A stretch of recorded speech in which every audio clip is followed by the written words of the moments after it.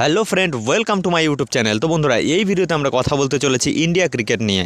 কেননা আজকে কিন্তু চ্যাম্পিয়ন্স ট্রফির জন্য ইন্ডিয়া তাদের স্কোয়াড ঘোষণা করে দিয়েছে। অবশ্যই কিছু চমক রয়েছে, তো সে সমস্ত আপডেট তোমরা এই ভিডিওতে পাবে। অবশ্যই ভিডিওটি শেষ পর্যন্ত দেখো এবং আমাদের চ্যানেলে প্রথমবার এসে থাকলে চ্যানেলটি সাবস্ক্রাইব করে পাশে বেল আইকনটি অন করে দিও বন্ধুরা। তো প্রথমে আমরা যদি কথা বলি ইন্ডিয়ার সেই যদি কোনো চমক থাকে কি না, কেননা এখানে কিন্তু যে স্কোয়াড ঘোষণা করেছে ইন্ডিয়া, সেখানে মোহাম্মদ সিরাজকে কিন্তু তারা জায়গা দেয়নি। অর্থাৎ মোহাম্মদ সিরাজ কিন্তু চ্যাম্পিয়ন্স ট্রফি এবং ইংল্যান্ডের বিপক্ষে যে সিরিজ রয়েছে ওডিআই, সেখানেও জায়গা পাননি। তো পক্ষান্তরে সিরাজ কেন জায়গা পায়নি সে ব্যাপারে কিন্তু তোমার দলের অধিনায়ক রোহিত শর্মা স্পষ্টভাবে জানিয়ে দিয়েছে যে তারা একজন লেফটি বোলার চেয়েছিল এবং অর্শদীপ শুরু শেষ উভয় দিকে ভালো বল করতে পারে।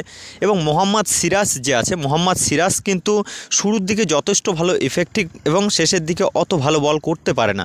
সেটা মোহাম্মদ সিরাজের পারফরমেন্সের উপর ভিত্তি করে রোহিত শর্মা কিন্তু একদম সরাসরিভাবে জানিয়ে দিয়েছিল সাংবাদিক সম্মেলনে।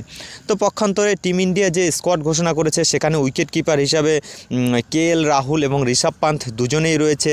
আর স্পিন বলার যদি দেখি, স্পিন বলারে কুলদীপ, ওয়াশিংটন সুন্দর এবং অক্ষর প্যাটেল তিনজন রয়েছে এবং তিনজন পেস ব্যাটার রয়েছে।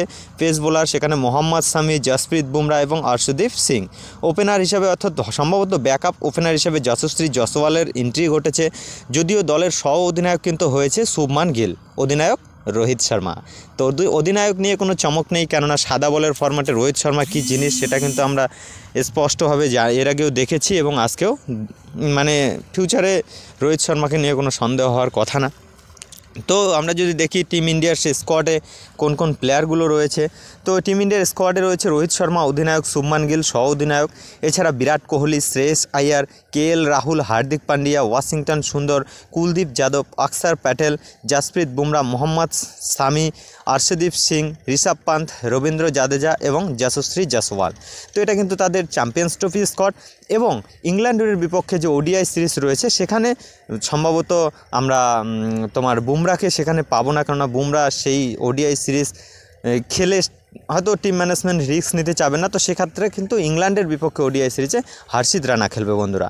তো এটাই কিন্তু ইংল্যান্ডের বিপক্ষে ওডিআই সিরিজের দল এবং চ্যাম্পিয়ন্স ট্রফি স্কোয়াড। তো তোমাদের কি মনে হলো অবশ্যই কমেন্ট করে জানিয়ে দিও। এই ভিডিওতে এই সমস্ত আপডেটই দেওয়ার ছিল। ভিডিওটি ভালো লাগলে লাইক, কমেন্ট, শেয়ার করে দিও বন্ধুরা। Bye bye.